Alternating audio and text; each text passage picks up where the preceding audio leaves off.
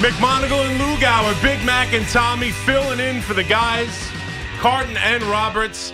We take you all the way to 7 o'clock, 2 to 7 on this holiday Monday, where we spend some time with the family, obviously, but we also take a second to recognize all those who've died for our way of life, for our freedom on this Memorial Day Monday. Beautiful outside. We just opened up the window because we just desperately need to take a look outside. What a wonderful day. Loogie, how are we doing on this Memorial Day Monday? How was your weekend? Good? Oh, it was great. Everything fine? Oh, everything's just fine. First of all, I'll echo what Big Mac said. Happy Memorial Day to everybody out there, of course, so all the veterans. If you're at the beach right now, if you're at a barbecue, crack a White Claw or high noon for me and Big Mac, because I'm on my fourth water by now after a very, very long weekend DTS down the shore. Yeah, we had a big weekend. Obviously, Friday, the big show down at the Jersey Shore. This weekend, you had... weekend in Atlantic City. Yeah, that was only part one. So we did the show down at DJ's. We have a different life. I'm taking my kids to Legoland and cracking teeth, and you are down in Atlantic City partying. So, a little inside baseball here. We got off the air at 4:30 on Friday because the storms were like coming. By the way, within 5 minutes of us getting off the air, it started pouring. So we didn't even time that out. We just knew storms were in the area. We had to get out of Dodge. But we didn't even get to the back patio at DJ's. We were in the parking lot, and it started pouring rain. And Big Mac was there with his lovely wife. They stayed for maybe about a half hour or so. And he's, listen, I got to get out of here. And I was like, I ain't getting out of here. You're on the first train there. And I was there probably till about 9:30, 10 o'clock. So we did about 5 hours there. And then we shot down, me and Rosie, Vincent Von Vincent, shot down for our buddy's birthday in Atlantic City. Got back yesterday. So we're feeling good. We're feeling good. And it's nice to have the window open, a little sunshine here. Well, the Met fans are feeling good. Yankee fans, not so much. And let's get into that because, first of all, why is there no baseball today during the day? The Yankees are off completely, which is a joke. I don't understand why we're not playing baseball on Memorial Day. And the Mets are tonight, and I don't know why they're not playing during the day. It's tough to have this beautiful day. This is Memorial Day. Having a barbecue, baseball games on the radio, very frustrating. But as we do recap what happened this weekend with the baseball, obviously we'll get into Game 7. The two greatest words in sports. I know it's cliched, but it is true. The Rangers will take on the Hurricanes tonight, 8 p.m., to see who moves on to take on those Tampa Bay Lightning. So we'll find out who moves on there. Rangers, big game tonight. We'll get into it all show long, but we're going to open up with the baseball and recapping because I'm sensing it. I'm sensing it. I know these people exist. I've been battling with them for months, and they've had to be dormant.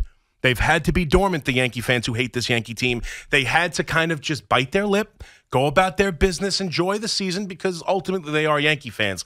But they now have a chance to pounce ever so slightly. I mean, all they did was, take 2 out of 4 and split a series in Tampa. While, the entire team is injured. No Stanton, no Donaldson, no Loizaga, no Green, no Chapman. The whole team's injured. They head into Tampa Bay, the second-best team in the division, their main rival over the last few years. They head in there, and they still pitch fantastic. They take 2 of 4. Yes, they lose the last 2, which is, you'd rather do it the other way, but they still take 2 of 4, and Gallo sucks, and Hicks sucks, and that's all we care about. That's all we talk about.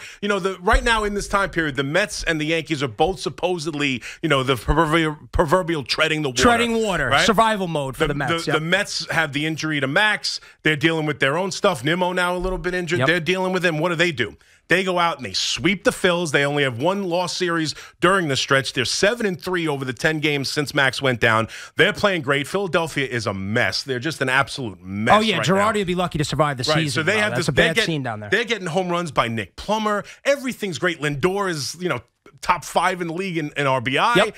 It's just they are flying high, the New York Mets. Everything's great. There's nothing really to talk about. Yeah, I see what you're doing. Nothing to talk about. No, you are. You're laying it on. You're laying it on super. What do they thick have? What is it? A 13-game lead in the division now? Oh, at least. Yeah. Something well, the division like that. sucks. The division stinks. Yeah. Everyone else is under 500. Girardi's going to get fired. The Atlanta Braves can't find their footing, and just right now, it's cruise time for the Mets. There's nothing wrong whatsoever, and those Yankees, who can no longer say they're the best team in baseball, the Dodgers have overtaken it. So. Right there, the Yankee fan has something else to jump on. Gallo and Hicks suck. They can't score runs with runners on third base. And all of a sudden, this great Yankee momentum that we were building towards this great season, what do we talk about now? Because they know the team's good enough to make the playoffs. Nobody's going to go that far. But what do they talk 40 about? 40 teams get in now, We talk about, I heard it a little bit. I saw it a little bit on Twitter last night. I heard it a little bit this morning with Hoff and Fliegelman. I just heard a ton of it with Moose. Oh, yeah, we both heard it. We were laughing. They stink. They can't score runs against good pitching. This is what it's going to be like in the postseason. The Yankee fan is back on board. I love it. All the guys who hate the Yankees are back on board. They're back on board. I am very, very giddy today because, as you know, in sports talk radio, in news in general, you always lead with bad news. And we're sitting here on Memorial Day weekend, and we are not talking about the Mets. Not because they're irrelevant, because they are rolling. And here we are with the Yankees splitting a series with Tampa, who's always very, very pesky. They've been a thorn in the Yankee fan side. But Yankee fans, they always need a guy or two to hate. It was Gary Sanchez, then it was Gleyber Torres. We took phone calls all summer about Andrew Velasquez, and now Gleyber Torres is back to being the old Gleyber Torres. But the two guys on the list are Aaron Hicks and your boy, the guy you have defended at will, Joey Gallo. Yeah. These are two public enemy number 1 and 2 for Yankee fans. No question. And look, I can't defend him anymore. And in all seriousness, they are problems. They're horrible. They're terrible. To me, going into the series, taking 2 of 4 had to be looked at as a positive. Now, you win the first 2 and you get greedy. Yeah. But if you went into this series with the way the Yankees are reeling with injuries right now, I said they have no Stanton, no Donaldson. This lineup right now at the bottom of the order, Higashioka can't hit, Hicks can't hit. It's embarrassing. And you know, Gallo, it's not even worth defending him anymore. And I have. And I heard Moose and different people talk about he's a terrible player. Gallo, over his career, has not been a terrible player. No, he is what he is. He is what he is. Yes, there's a lot of home runs and he walks. That's what he is. He's got an .830 career OPS. He is a solid player. He's a Gold Glove winner. Right now, he can't play the field and he can't hit. There's no more defending it. I can't. Yep. He's been terrible now. The stretch is long enough. There's no more defending it. He's a problem, and Andujar is now going to be, even though he's just, a couple of slap hits the other way, a double, that just bounced fair down the right field line, whatever. He's putting the ball in play. He looks perfectly fine in left field. Nothing great. He'll never win a Gold Glove, but he's perfectly acceptable in left field. And that's the way this thing is going to have to go, because you can move Gallo to 9th in the order and tell me how important it is to turn the lineup over, and he still can get on base and walk when he's going right, and it's not necessarily a demotion to 9th. He's been a middle of the lineup hitter his entire career. Moving him to 9th in the order is telling you what Bernie Williams, and they talked about this on the broadcast, what Bernie Williams was told at the beginning of his career. You're hitting 9th today. Next stop is the bench. Yeah, next stop is witness protection program. And here's the problem. You could bring up OPS. You could bring up Gold Gloves. The guy ordering an Italian sandwich right now doesn't care about Joey Gallo's OPS. He just cares about he doesn't hit it in the clutch. He doesn't get big hits. So you could throw out all the stats and all the Gold Gloves. The bottom line is a Yankee fan right now doesn't want to see Joey Gallo in this lineup. If he's hitting 13th in the order, they wouldn't care. So he is one step out the door. Aaron Hicks is one step out of the door. You're going to get some new outfielders in here, whether it's Andujar, whether you make a trade. The Yankees will always shop because Yankee fans always put out their little grocery list every year. We need this, we need that, and they always come through with stuff like that. So I think ultimately Joey Gallo is a problem that won't last forever because he's going to be gone. Right. But there is no shopping it right now. You have to wait. No, you have not to wait in May, not Memorial, and that's what the lead does. The great record to start the year, this great start they've gotten off to, buys you time here. Which nobody saw coming, by the way. There were Yankee fans. Now, you're an optimistic Yankee fan, but there are plenty of Yankee fans that were done. Done with the manager, done with the GM, done with the team, and they played very, very well. They're going through a little rough stretch, which we expected. They weren't going to win 162 games, so we expected this, but they come out of the woodworks. When things go wrong, the Yankee fans come out of the woodworks. Spoiled Yankee fan, especially the ones that hate this team, which is the majority of them, and now we're going to hear them crying over the next week if they don't turn things around. And look, there's still a lot of reason to be positive. Of course. They have the best reliever in baseball in Clay Holmes. The guy's been unreal. Unbelievable. Will that last, though? I'm sorry? Will that last? Well, you got to think so. It's been a long enough stretch. He was good with them last year. He wasn't this good with them last year, but he was still pretty good. And right now, he's got movement on his pitches. It's cartoonish. I mean, he's been incredible. And if you look at the starting pitching on this team is excellent. Yes. It's the best in baseball. If Tyone's going to give you 8 innings of no-run baseball against the Rays in Tampa, you've got a rotation here. You've seen it from Severino. He goes out and battles. He's back. He's pretty much back. He throws 97. He's got better move on his changeup than when he was at the top of his game a few years ago. He looks legit ready to battle and ready to pitch. He makes adjustment mid-game. He thought he was tipping his pitches or something. He was clever enough and caught on to it enough where he's able to fix it. I mean, he battles. What can you say about Nestor Cortez? Unreal. It's just unbelievable. I mean, it's unbelievable what he's doing right now. And Cole is, back to being the ace. He had the one blip against the Orioles, wasn't a great start. There was some talk about tipping pitches. There was a feeling that he was kind of tipping his pitch to Baltimore in that one inning where he got really lit up.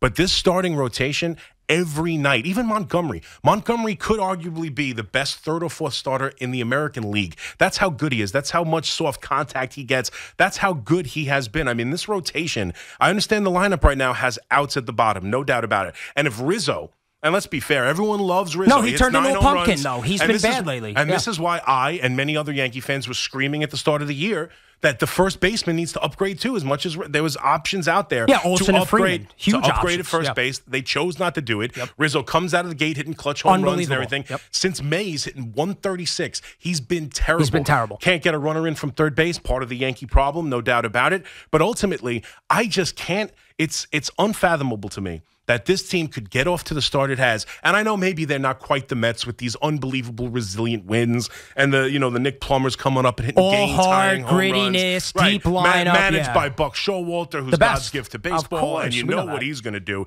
He's going to lead. And, so they have these great wins against St. Louis, the walk-off wins the day Max gets hurt. There's all these great signs. The Yankees have been resilient too. And they've had a bunch of special games this year, come from behind wins, walk-off home runs from Gleyber Torres, who now seems to get the pop back in his bat, hitting 9 home runs, matching last year's already complete season total of last year before Memorial Day. Judge hitting walk-off home runs, playing like the MVP. Oh, Stanton before he got hurt. Stanton before he's been hurt, it's been good. Who was the ire of most Yankee fans, but now at this point, the guy, Stanton, to me, if there's anybody that shouldn't get flack on the Yankees, it's Stanton, because he's been unbelievable in the postseason. He was great this year. He got hurt. But you expect going into a season that Stanton's going to have a this, he's going to have a that, and you're going to get that from Judge at some point too. But you survive, and when the pitching, like you said, is as good as it's been, starting pitching in the bullpen, you can tread water, and you could keep your head above water because the pitching keeps you in games. Right. And listen, and the thing with Stanton is it's not so much, something's going to come up. The problem is it's not a calf, it's an ankle, whatever. Is it going to be 2 weeks or is it going to be 2 months? Because that's really been Stanton's issue. It's not so much that he gets hurt so often, it's that every injury lasts forever. The guy's the slowest healer we've ever seen. Yeah, and it's always like vague and ambiguous, and you're not really sure what's wrong. They got the injury wrong this time. It was was it an ankle? Was it a wrist? Was it a leg? Was it a calf? All this stuff. He gets hurt doing it. You don't even know what he's doing. He's in a cage. So it's always a little bit of that weird stuff going on with him. But you don't want to be at him without 2 months. But if it's 2-3 weeks, you can live with it. But the fact of the matter is they went in there and took split the series 2-4 against their rival, kept the lead, didn't lose a game in the standings, ticked off another 4 days on the calendar. They're going to get these guys back. Hopefully Donaldson comes back soon. As much as people probably hate him too, he was just starting to get hot as he got the COVID list and now the injury and obviously all the other stuff with Tim Anderson and everything. But really, this Yankee team is still in a good spot. We don't need to call up today. If you want to, you can. 877-337-6666. You don't have to call up today and tell me why this team can't win in the postseason. All right, can you give me a break on that already? I mean, this team has been the best in baseball. They've scored plenty of runs, and they've gone through a slow stretch here. They're pitching like the best team in baseball. They still have a good bullpen. King hasn't been nearly as good as he was to start the year. Over his last five appearances, he's given up a run every single time. They've lost Green. Now they've lost Loizaga. They lost Chapman, and yet they still have the best reliever in baseball and a pretty darn good bullpen, and their pitching staff in the rotation is, bar none, to me, the best in baseball. So let's just calm down as the Mets are riding high, and we'll get into the Mets. You can give us a call, too. Met fans will be plenty happy to talk about the sweep and how great they are. And anytime you could stick it to those goons in Philly and sweep them out of there, and they're a total, and they're a disaster. Let's not act like the Phillies are any good, but I still take so much pride and joy in sticking it not only to the Phillies, but those goons down in our favorite city down there in Philly. It's jump out on Wheeler as well. Oh, it's great. I mean, their defensive outfield is It's embarrassing. They had that play the day before they played the Mets where they threw the ball in the center field and they threw the ball into the fourth stand. In the fourth row. It was embarrassing. The ball lands about halfway up the wall. They run into each other and bounce off each other. I mean, it's just they're horrible. But you don't kick them when they're down. No, this is the time to do it. This is the time to do it. So we'll get into plenty of the baseball as we get along from here to 2 to 7, right here on the Fan. And then obviously we are going to talk Rangers hockey. I'm pumped about a Game 7. This team. I said this to start this playoff run. I know it's a different group. I know it's a different head coach. I know really Kreider is the only remnants of that team that used to make the runs with Lundqvist. But this team plays 7.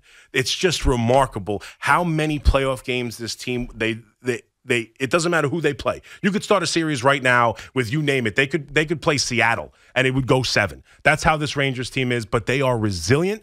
They play great after wins, but this is going to be after losses, excuse me. Yep. But this is going to be a tough trend to break. Whenever you get into a series, right, and they're in one right now, where the home team wins every game, it's tough to break that Game 7 because they went into Game 5 riding about as high as they could have because they played a very good Game 3 and then dominated Game 4. And the thought was the Rangers have found themselves in this series. They've played these 2 great games here at home, and really the most dominant performance of the series, in my mind, as much as you've seen some dominating play in Carolina by Carolina, to me, Game 4 by the Rangers probably was the most ho-hum, one team better than the other, the game never in question, and they went and put a terrible performance forth in Game 5. So if they couldn't make that break there, this is going to be very tough in my eyes. But they have an opportunity here, and the goalie and some of the superstars of this team have an opportunity